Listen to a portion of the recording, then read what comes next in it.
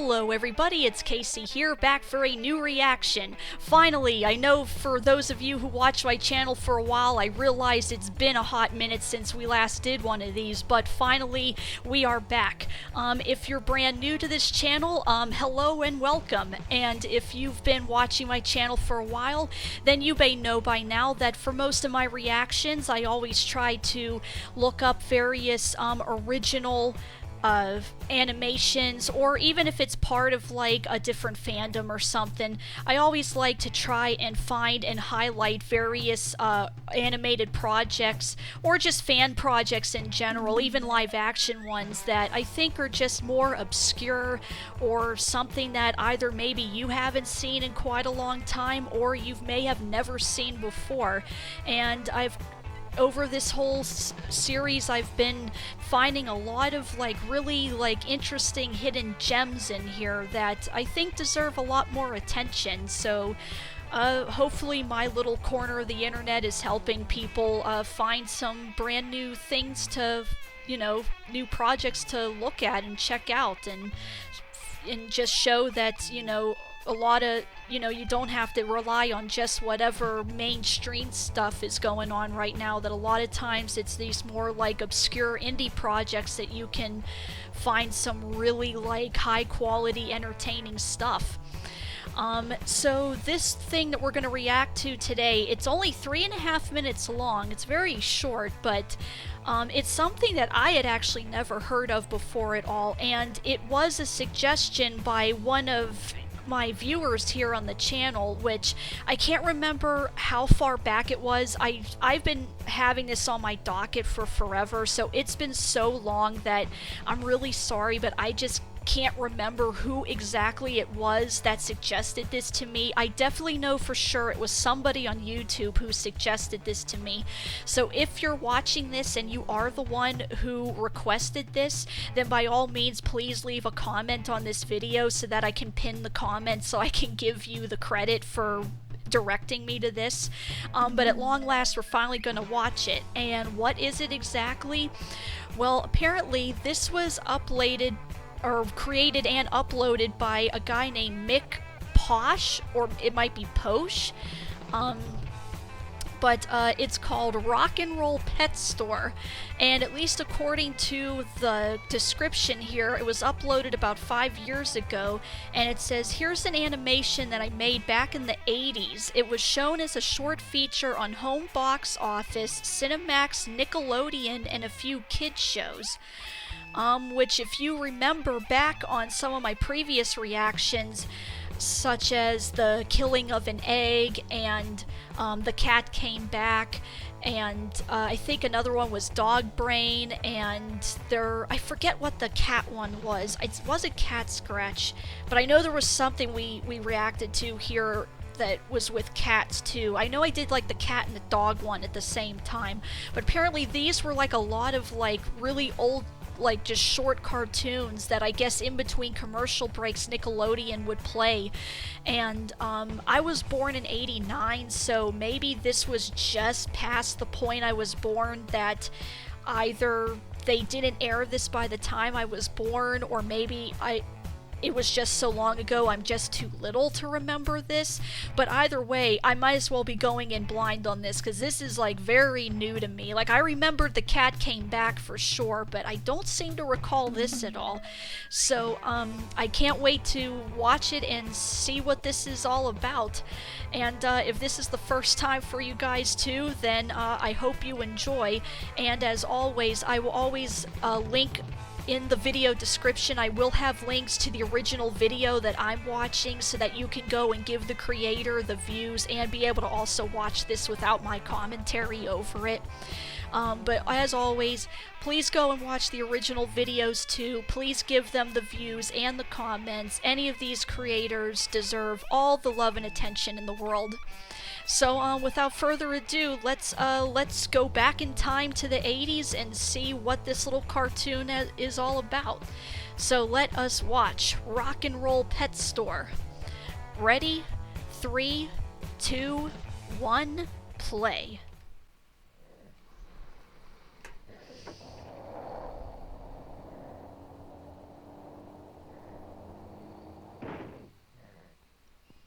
Michael Posh film.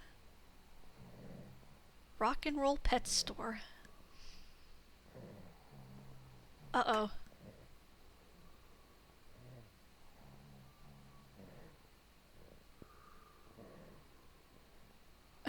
I like how the cage looks like lined notebook paper. That's funny.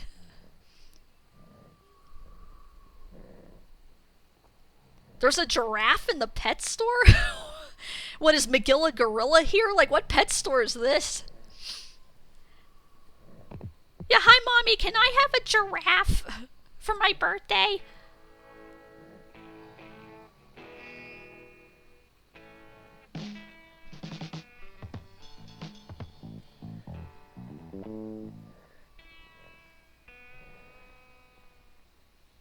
Oh, a chameleon. I was wondering what that was supposed to be.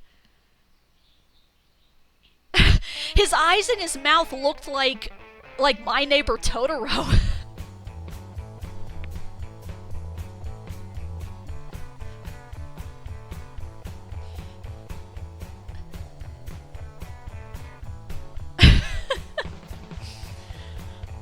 Oh, this art style is so cute. It's an army of Mickeys.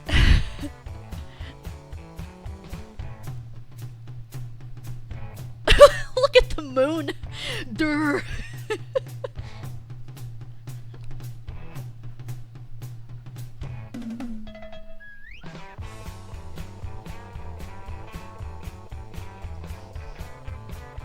Look at the... Is that supposed to be a dog or a rabbit? Look at the dog in the back. He almost looks like the Jeep from Popeye.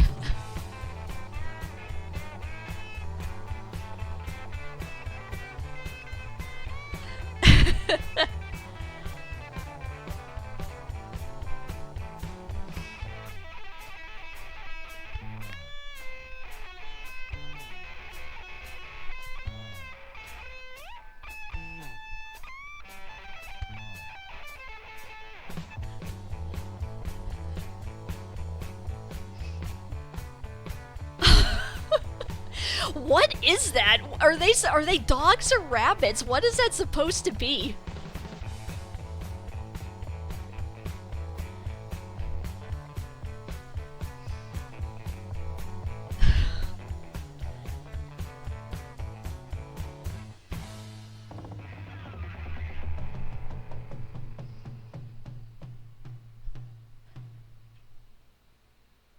Oh, no symbol crash? Oh well.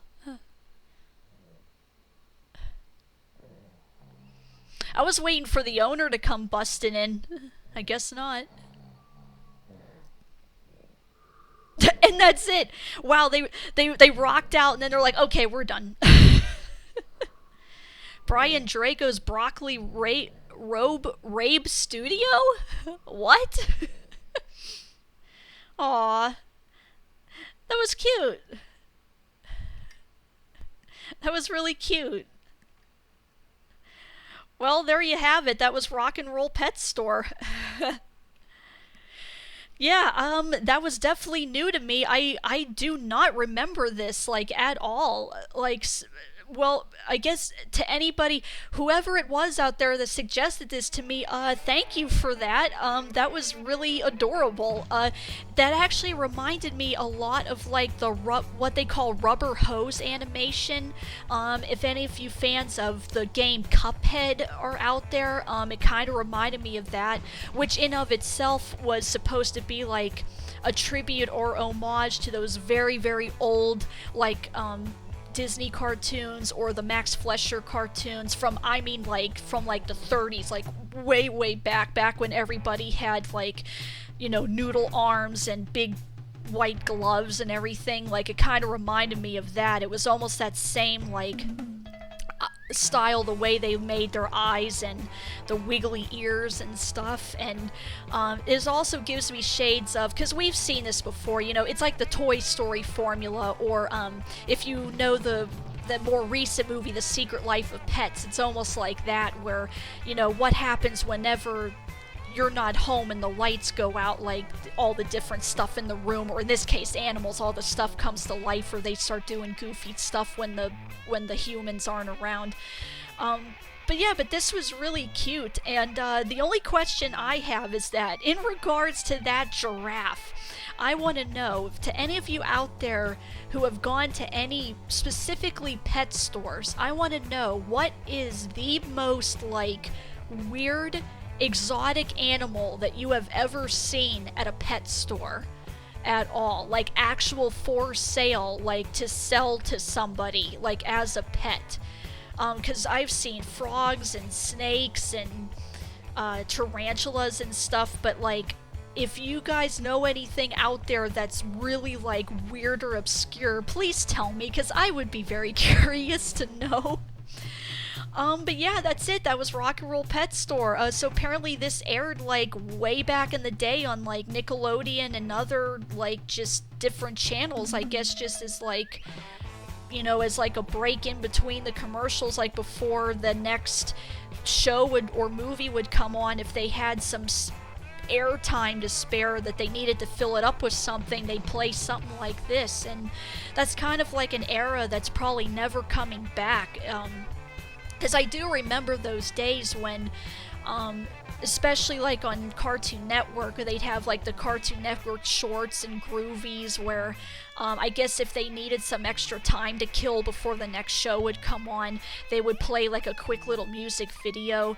And it's what would keep you watching. Like, even the stuff in between the shows would keep you entertained, because a lot of times that was the only way to watch any of these, like, obscure cartoons, was through these channels and through the commercial breaks. So you'd be wondering, like, hey, is that, you know, it's like it goes by once and then it's gone, and you're like, hey, are they gonna play that thing again that I saw? Like, it might be weeks or even a month or two before that weird thing that you really liked ends up coming back on the air again. And if you just have to hope to God you're able to tape it at all, if you're taping the channel. And if not, then, you know, obviously I'm glad that a lot of these creators of this stuff are now, through the, you know, wonders of the internet, they're now able to upload it online and be able to share it with a bigger audience that wasn't able to see any of this stuff back then. And in a way, it's a way to help, like, preserve a lot of this stuff, because if we didn't have YouTube or any of these other sites on the internet, we might have never seen this again. Like, where else are you gonna see stuff like this at all? So, but yeah, like I said, definitely check out the link and give them the view. And you know, if you have any other suggestions of stuff that you want me to react to or to highlight or bring more attention to, then as always, please leave it in the comments. I have a whole running list here that I keep writing things down, and as I find the time, I'm sure I'll react to even more.